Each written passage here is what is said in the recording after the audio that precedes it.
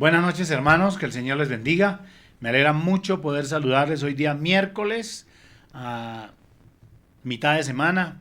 Muy contento de poder compartir con ustedes este culto de la Biblia, el estudio de la Biblia y solo la Biblia. Antes de iniciar la enseñanza, quiero agradecer a todos los hermanos su apoyo, su ayuda, su oración, fundamentalmente su oración, para que Dios nos guarde, para que además nos provea todas las cosas que son necesarias para que este ministerio avance.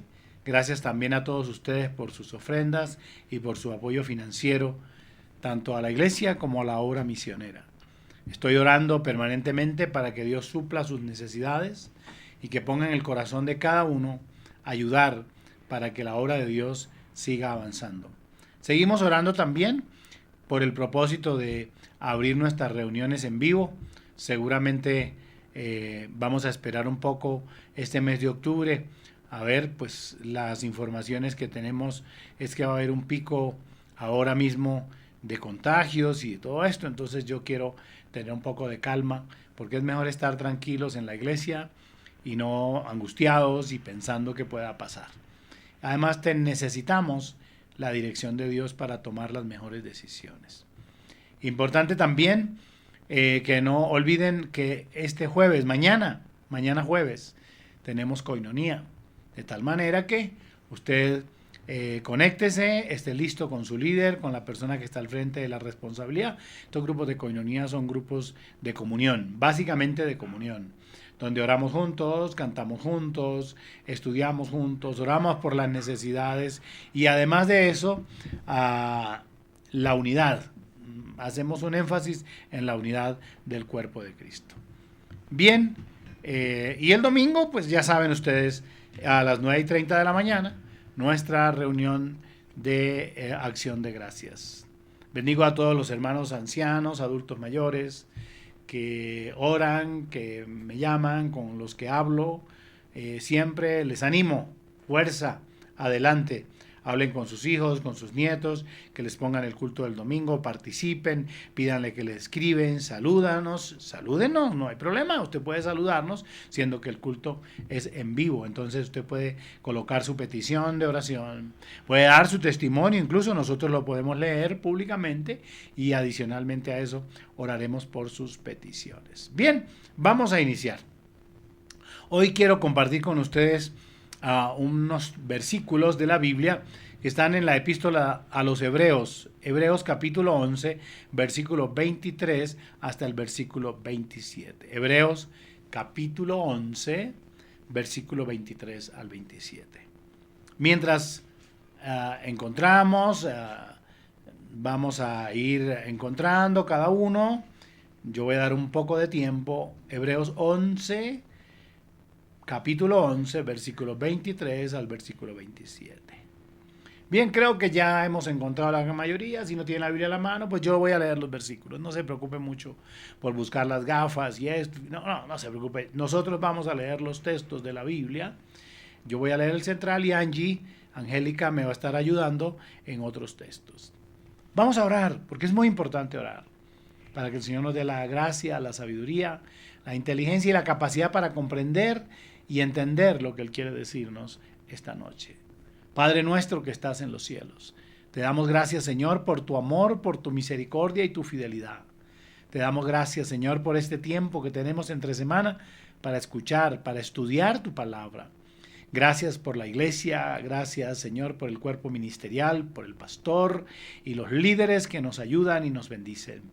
Rogamos que esta noche tu palabra sea un bálsamo a nuestra vida, sea una palabra inspiradora, sea una palabra de exhortación si es necesario, pero que esta palabra nos bendiga y nos edifique. Gracias, Señor, por tenerla y por darnos esa capacidad de entender lo que tienes para nosotros. Lo pedimos por los méritos de Cristo Jesús en acción de gracias.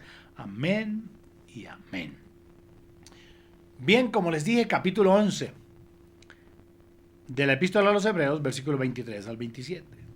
Dice la palabra del Señor: por la fe, Moisés cuando nació fue escondido por sus padres por 3 meses, porque le vieron niño hermoso y no temieron el decreto del rey.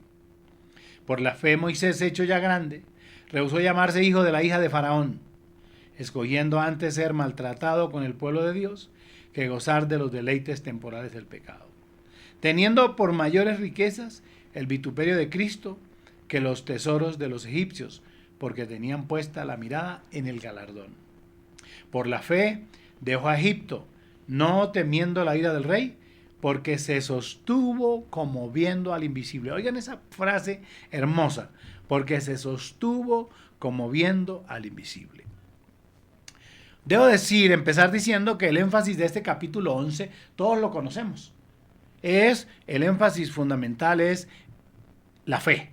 Este es llamado el capítulo de la fe. Pero además, cuando uno lo lee, creo que ustedes lo han leído, yo lo he leído muchas veces, reconoce los héroes de la fe. Y todos estos héroes reconocidos por Dios nos dan tremendas lecciones. Solamente que cuando hablamos de algunos de ellos, hablamos de sus victorias, hablamos de sus éxitos, hablamos de sus batallas, las batallas que ganaron, que enfrentaron. Pero muchas veces, o generalmente, olvidamos todo lo que tuvieron que hacer para poder lograr estas tremendas victorias. Y es lo que pasa generalmente en la vida diaria. En la vida diaria, cuando uno ve que alguien se desarrolla, que tiene un éxito, un deportista, por ejemplo. Uno cree que, por ejemplo, Falcao, que es un cristiano, ha llegado a ser el futbolista que es de la noche a la mañana. Pero cuando uno lee su biografía y su historia, se da cuenta la cantidad de sufrimientos, de luchas, de negaciones que ha tenido que tener. O ahora que está tan de moda el fútbol, ver a James, por ejemplo.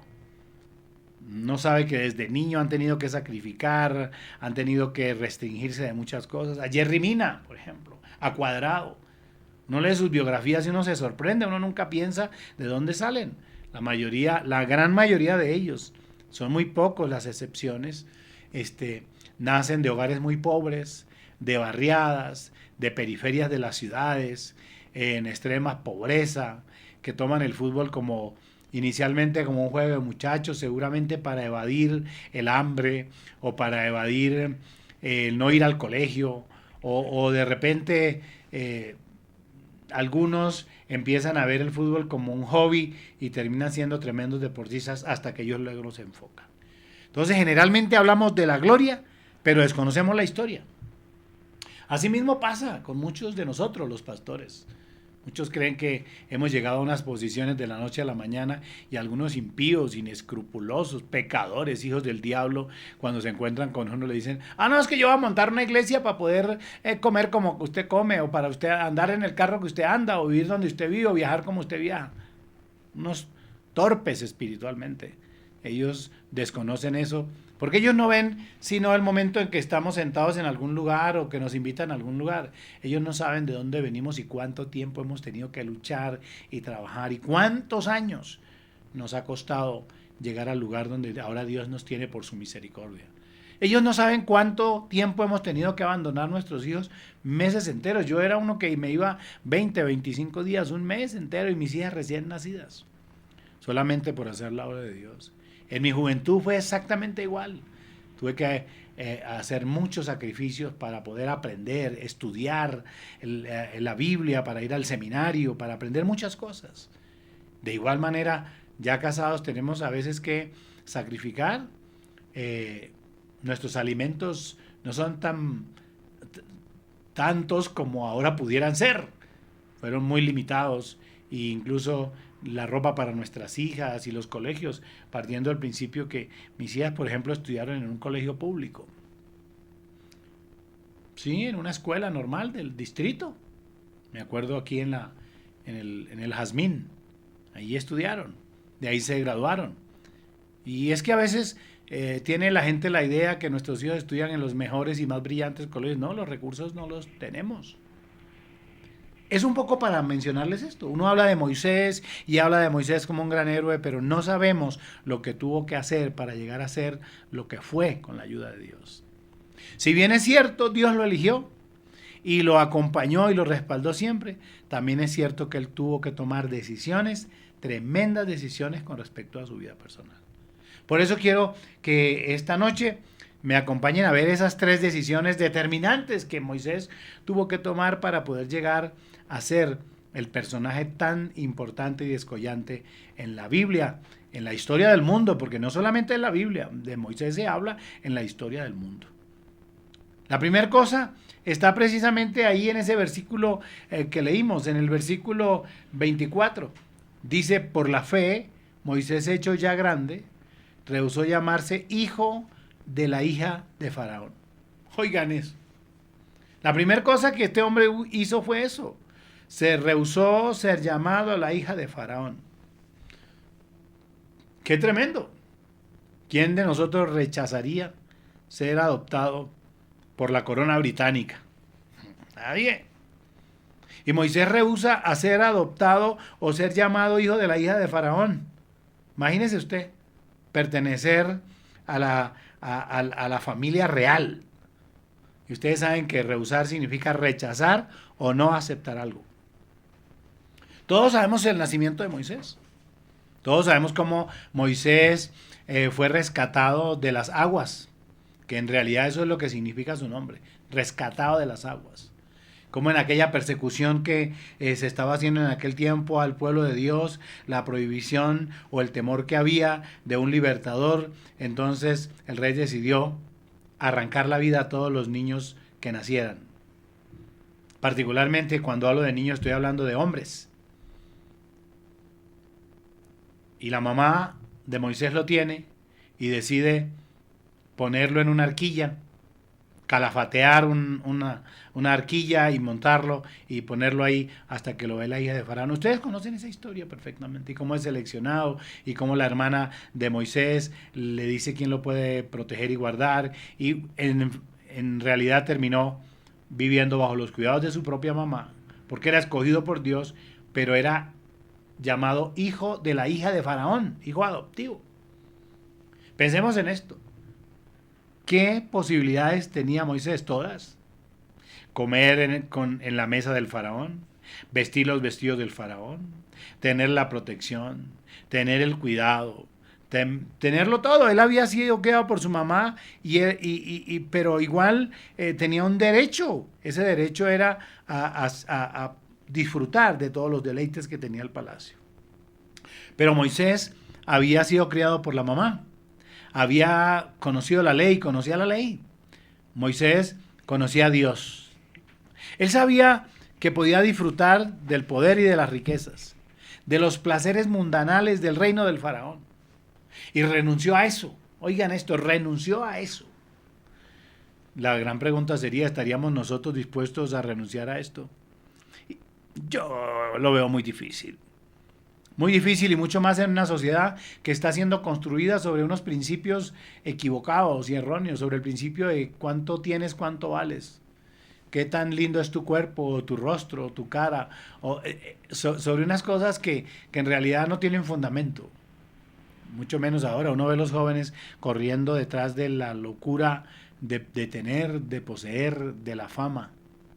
Y Moisés en su juventud renuncia a eso. ¿Estaría usted dispuesto a renunciar a ese tipo de cosas solamente por amar y servir a Dios? No estoy seguro. No estoy seguro de usted, pero Moisés lo hizo.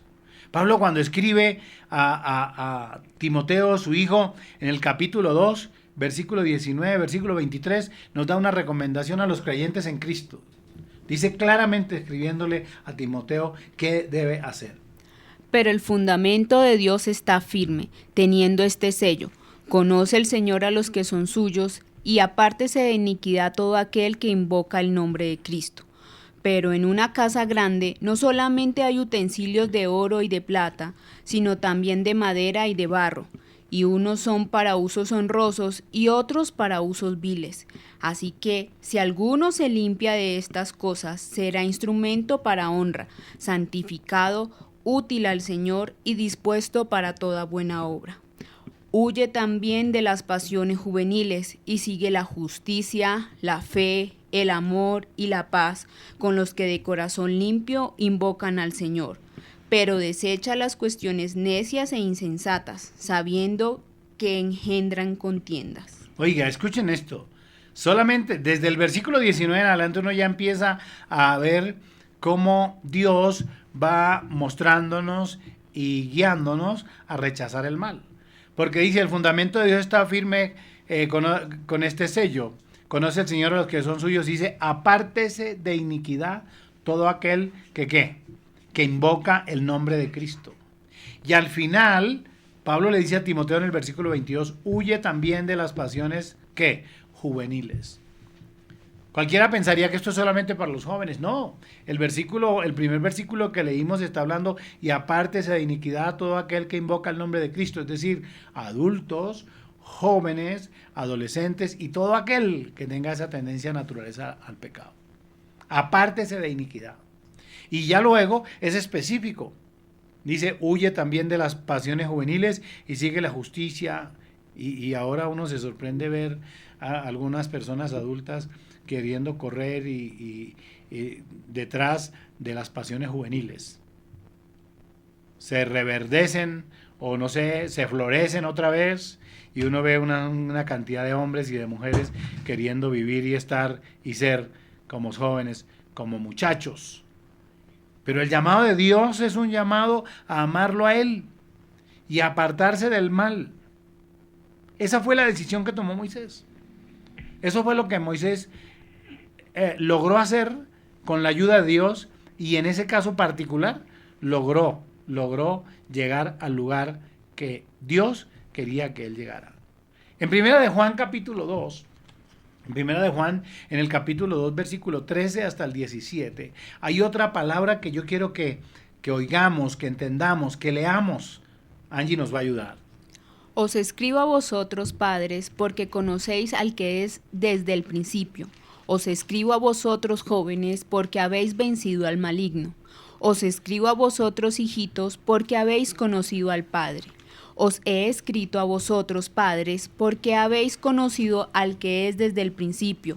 Os he escrito a vosotros, jóvenes, porque sois fuertes y la palabra de Dios permanece en vosotros y habéis vencido al maligno. No améis al mundo ni las cosas que están en el mundo. Si alguno ama al mundo, el amor del Padre no está en él. Porque todo lo que hay en el mundo, los deseos de la carne, los deseos de los ojos y la vanagloria de la vida, no provienen del Padre, sino del mundo. Y el mundo pasa y sus deseos, pero el que hace la voluntad de Dios permanece para siempre. Escuchen eso, un tremendo llamado de Dios a abandonar el mundo y las cosas del mundo. Miren ese versículo, no améis al mundo ni las cosas que están en él, porque si alguno ama al mundo, el amor del Padre no está en él. Es la razón por la cual Moisés renunció a llamarse hijo de la hija de Faraón, aunque tenía todas las posibilidades de los deleites temporales y pasajeros que podía generarle el pertenecer a la familia real. Él también tenía claro quién lo había llamado, para qué lo había llamado. Llegaremos a ser y a hacer lo que Dios quiere solo si somos capaces de rechazar el mal. Si somos capaces de rehusarnos o rechazar el pecado que, como dice el texto, trae consecuencias. Dice, y el mundo pasa y los deseos, sus deseos, pero el que hace la voluntad de Dios permanece para siempre. He aquí mi llamado. He aquí el llamado de la palabra de Dios. A amar al Señor, a guardar nuestra vida y a guardar nuestra vida y nuestra consagración para Él. A estar dispuestos por lograr el objetivo central, el objetivo mayor de nuestra vida, que es la salvación y la vida eterna, renunciar a estas cosas superfluas, pasajeras, que en realidad no sirven para nada, que en realidad no funcionan, no sirven para nada. Pastor, pero traen deleite corporal. Pues ahí está el problema. O vivimos en la carne o vivimos en el espíritu. Y el texto es literalmente claro. No satisfagáis los deseos de la carne. Entonces, ¿cuál es el reto que tenemos? A rehusar al mal. A veces nos queda tan fácil participar del mundo y del cristianismo. No sabemos lo que somos. Y la Biblia habla claramente acerca de eso.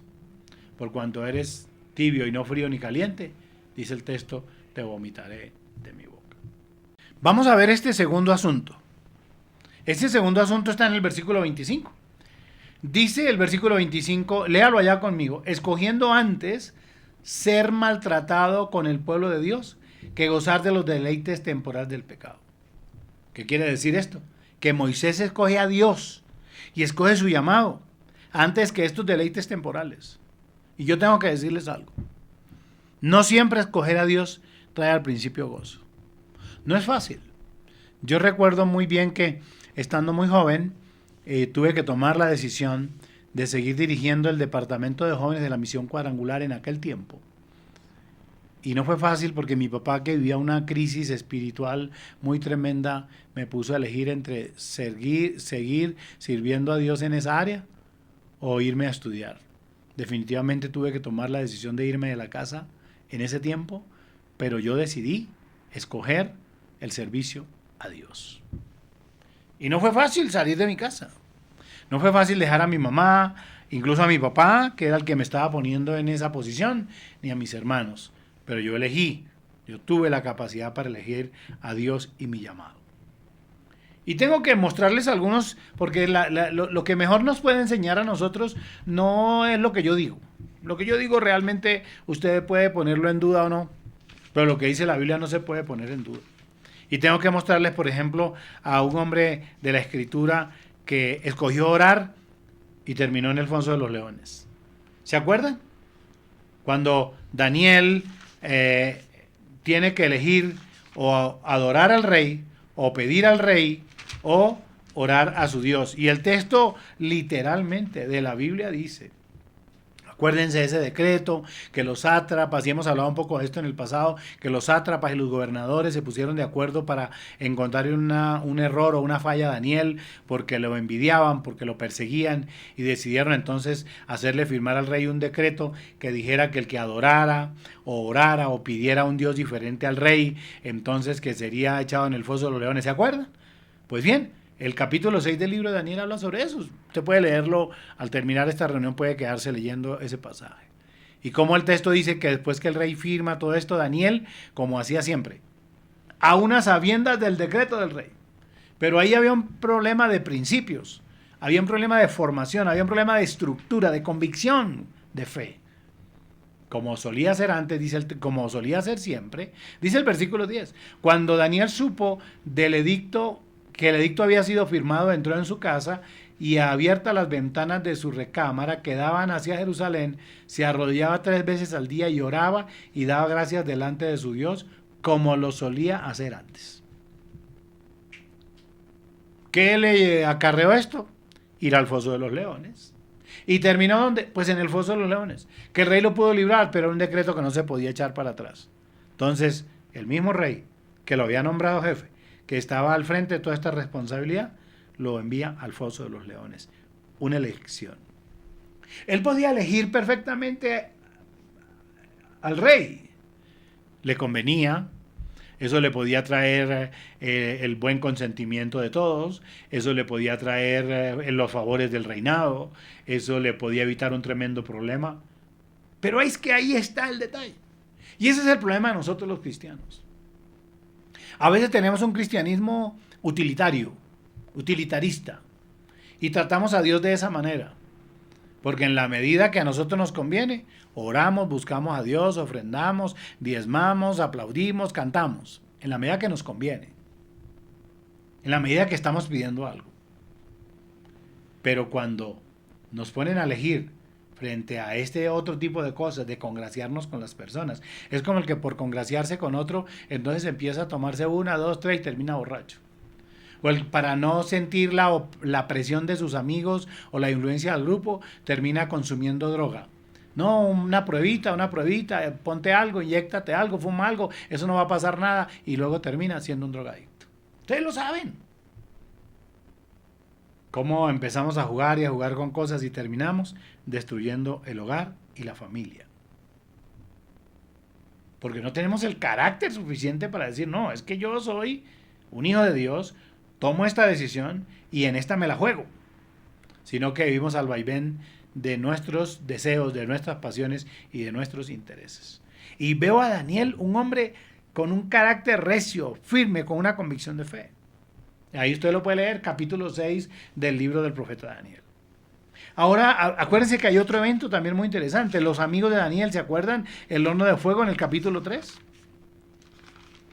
¿Cómo el rey los obliga, o los quiere obligar, digamos más bien, a que al sonido de la trompeta, de la zampoña y de todos los instrumentos musicales se postraran y adoraran también a la figura que él había establecido? Y cómo estos tres amigos de Daniel, que habían sido influenciados por la ley, por Dios y por Daniel mismo, que era una inspiración para ellos. Dice la Biblia, el versículo 16 del capítulo 3, Sadrach, Mesach y Abednego respondieron al rey Nabucodonosor diciendo: no es necesario que te respondamos sobre este asunto. He aquí nuestro Dios, a quien servimos, puede librarnos del horno de fuego ardiendo, y de tu mano, oh rey, nos librará. Y si no sepas, oh rey, que no serviremos a tus dioses, ni tampoco adoraremos la estatua que has levantado. Miren esto, qué interesante esto frente a la convicción de fe. Ellos dicen: no es necesario que te respondamos. Nosotros no vamos a adorar ninguna imagen. Y muchos creyentes, dicen ellos, o cristianos, dicen ellos, se arrodillan ante el alcohol, ante la prostitución, ante la droga, ante el robo, ante la hechicería, ante muchas cosas. Y ellos dicen: no nos arrodillaremos. Y él les dice: pero no se les olvide, estoy parafraseando, no se les olvide que el que no haga esto va a terminar el horno de fuego. Y dice: tranquilo, no se preocupe, nosotros tenemos claro, es tan firme nuestra convicción de Dios, o de nuestra fe, de nuestra doctrina, que si Dios nos libra, pues maravilloso, pero si no nos libra, nuestras convicciones son tan firmes que estamos dispuestos a sufrir lo que corresponda. ¡Qué tremenda enseñanza hay aquí para nosotros los cristianos de este tiempo! Terminamos arrodillados frente a muchas cosas o llenos de miedo. No, es que me echan del empleo. No, es que yo tuve que acostarme con mi jefe porque si no me quedaba sin empleo. No, es que yo tuve que hacer ese negocio extraño y raro. Yo firmé, yo hice porque si no me echaban del empleo. Y entonces, ¿quién va a sostener a mi familia? Ahí está el carácter cristiano. Es la capacidad de poder creer que Dios nos va a librar, pero digamos que no nos librara. Tenemos tan firme nuestra convicción porque hay unos principios establecidos dentro de nosotros. Una moral, que es una moral cristiana. Y uno no tiene que ser correcto porque es cristiano. No tiene que ser correcto porque uno tiene que ser correcto. Pero si es cristiano, con mayor veras. Esa ha sido la gran diferencia en muchos de los procesos en los que yo he tenido que trabajar con temas de ayuda humanitaria y con trabajo social. Que es muy difícil que la gente encuentre en nosotros doblez frente a eso. Mira que te pago tanto, te ofrezco tanto, te doy tanto. No, señor, me respeta. No tengo necesidad de eso. Y una cosa muy importante es que no actúo de esa manera porque yo soy correcto, pero además porque yo soy cristiano. Entonces, ¿qué es lo que ha hecho eso? Eso ha mejorado nuestra reputación frente a los demás. Y dice, se puede creer, se puede tener fe en esta gente, se puede tener confianza. Y no olviden ustedes, en el caso de Moisés, que Moisés pasó de ser de la familia real, de la familia de Faraón, a ser maltratado, dice el versículo que acabamos de leer, con el pueblo de Dios. Él eligió ser maltratado, es decir, eligió a Dios antes que a esto. ¿Cuáles fueron los resultados? Bueno, los resultados nosotros los vemos en este pasaje. Daniel salió victorioso. ¿Por qué? Porque Dios lo guardó de la boca de los leones. Y luego el rey envió a que echaran allí a los que lo habían enviado a él y no habían llegado al fondo, ya los leones los habían destrozado. Los amigos de Daniel terminaron protegidos, acuérdense. Luego el rey sorprendido dice, no fueron 3 los que pusimos en el horno y ahora veo 4 y ahora hay uno con semejanza de un ser sobrenatural. Dios los guardó. Moisés, ¿cómo termina Moisés? En una tremenda victoria guiando al pueblo de Dios. Dios lo engrandeció A tal manera que en la historia de la Biblia es imposible leer o mencionar la Biblia sin hablar de Moisés. Si solamente los 5 primeros libros de la Biblia, no es ni siquiera los últimos 5, los 5 primeros de la Biblia, detallan todo el trabajo de Moisés durante todo el proceso del Pentateuco.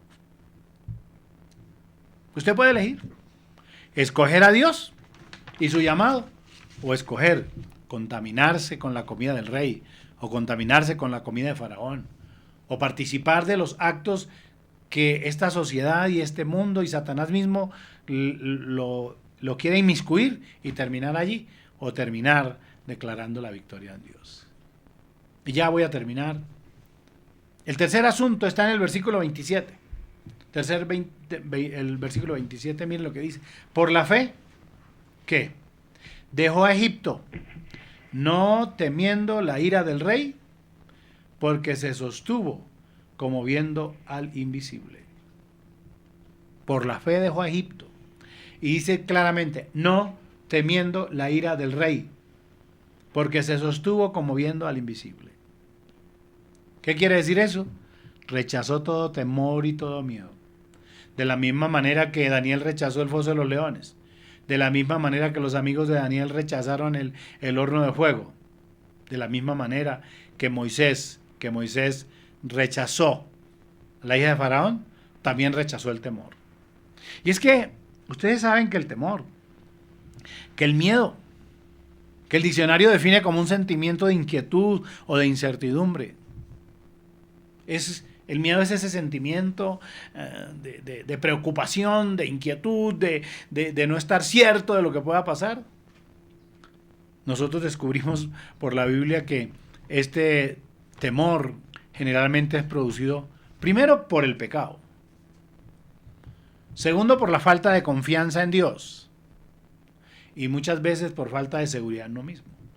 Cuando uno lee, por ejemplo, y ustedes lo han leído conmigo en otras ocasiones o lo han leído escuchando a otros predicadores o otros maestros de la Biblia, cuando se encuentra por primera vez la palabra temor, la palabra miedo en la Biblia, es precisamente en el libro del Génesis capítulo 3. Génesis capítulo 3, el versículo, a ver, Angélica, ayúdeme, versículo 9, versículo 10. Génesis capítulo 3, versículo 9 y versículo 10.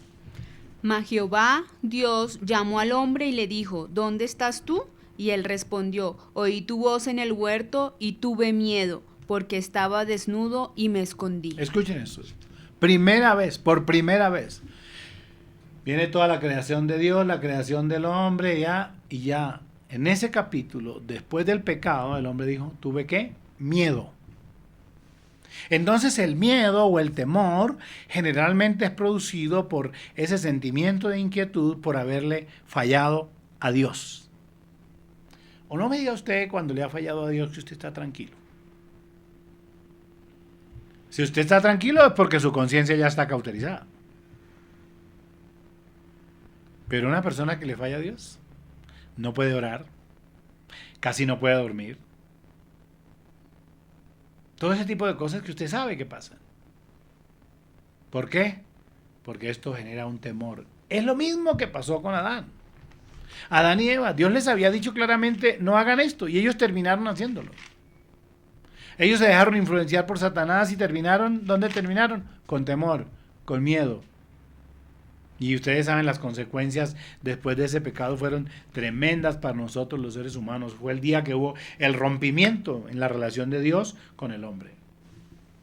Ahí el pecado aparece y nos marca de por vida. De ahí que la Biblia tenga que decir, porque la paga del pecado es la muerte.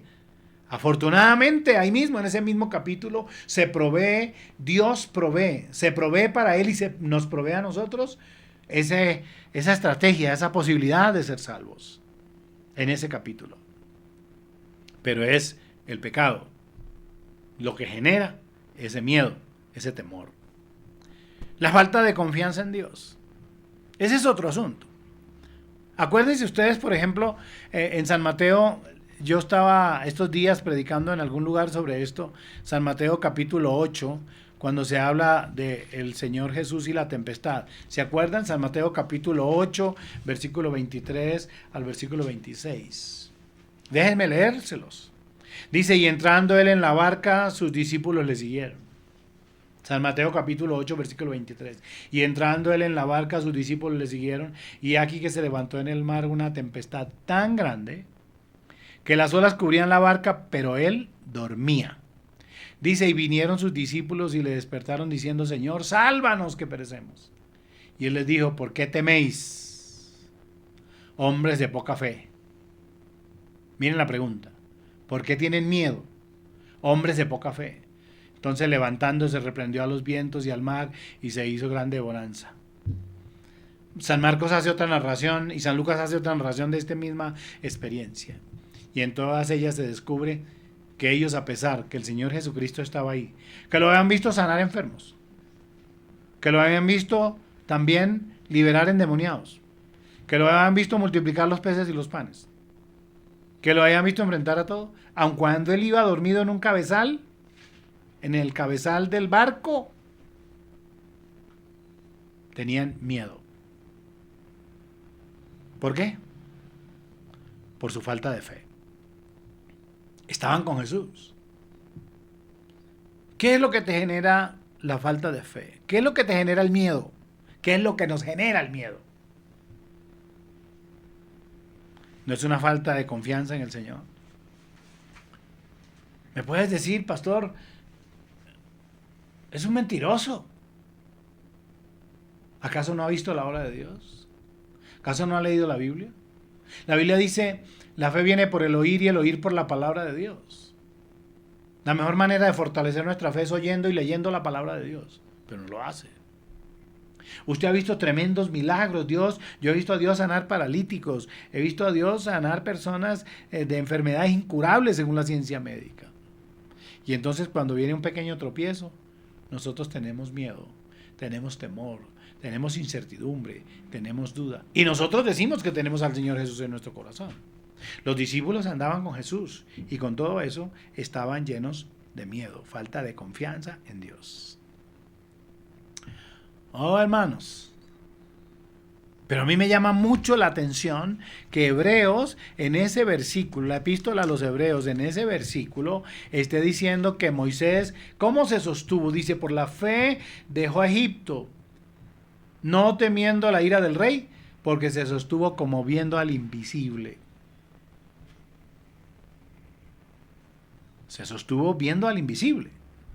El temor tiene que ser rechazado en los momentos de la adversidad y la dificultad, como viendo al invisible. No por lo que estoy viendo, porque esa es la fe, es la certeza de lo que se espera, la convicción de lo que no se ve. Cuando estoy atravesando por ese tipo de dificultades, yo no estoy viendo ahí, pero estoy viendo allá, creyendo, desarrollando mi fe, probando mi fe. Eso es. Y entonces el texto dice claramente que él se sostuvo como viendo al invisible. Él sabía que ese Dios que lo había llamado, ese Dios que lo había llamado para liderar, ese Dios que lo había llamado para servir, se iba a encargar de sostenerlo y de guardarlo, porque el texto dice se sostuvo, se mantuvo firme como viendo al invisible. Pues hermanos, Moisés nos enseña tremendas cosas. Pero déjenme terminar mencionándoles a algunos pasajes de la Biblia que nos inspiran en este tiempo de incertidumbre, de pandemia, de lucha financiera, económica. Yo sé que a lo mejor muchos de ustedes que me están escuchando, que están compartiendo conmigo este culto, están atravesando por circunstancias difíciles y crean que no están solos. Estoy orando, estamos orando, el equipo de la iglesia, el equipo de intercesión, el de ayuno y oración todos los viernes y los martes, y el equipo está orando para que Dios sea provisión. Pero el salmista, por ejemplo, en el Salmo 112 dice, no tendrás temor de malas noticias. ¿Por qué? Porque su corazón está firme, confiado en Dios, confiado en Jehová. Esa es una palabra. Los hijos de Dios no tenemos por qué tener temor a malas noticias, porque nosotros estamos asegurados en el Señor. Y San Lucas, en el capítulo 12, déjenme, voy a leerles otra porción de la Biblia. Estamos estudiando la Biblia, por eso esta reunión se llama la Biblia y solo la Biblia. San Lucas, en el capítulo 12, versículo 4 al 7, el Señor Jesús enseñándonos dice: mas os digo, amigos míos, oiga qué hermoso habla el Señor para nosotros. Mas os digo, amigos míos, no temáis a los que matan el cuerpo y después nada más pueden hacer. Pero os enseñaré a quién debéis temer. Temed a aquel que después de haber quitado la vida tiene poder de echar en el infierno. Sí, os digo, a este temed. Miren lo que dice. No se venden 5 pajarillos por 2 cuartos, con todo, ni uno de ellos será olvidado delante de Dios.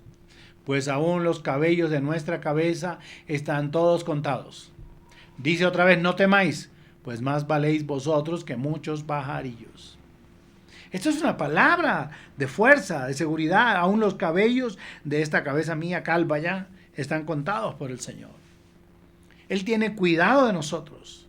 No tienes por qué temer a la adversidad, porque esa adversidad vendrá, pero si viene, viene también con el socorro de nuestro Señor, con la ayuda de nuestro Dios. Así que, si has tomado una decisión, rechaza ese temor. Ábrele tu corazón a Dios. Y dile, Señor, quiero creer, quiero abrir mi corazón a ti, para que llenes mi corazón de la paz, de la seguridad y la confianza que tienen todos aquellos que confían y esperan en ti. Moisés lo tenía claro. Rehusó a los placeres de este mundo. Creyó firmemente y escogió a Dios y a su llamado. Y rechazó todo temor. Ha sido llamado por Dios. Ha rehusado a los placeres de este mundo y a las pasiones de este mundo. Solamente te queda ahora rechazar todo temor. No hay temor. Primera de Juan, capítulo 4, versículo 18, dice esto: en el amor no hay temor, sino que el perfecto amor echa fuera el temor.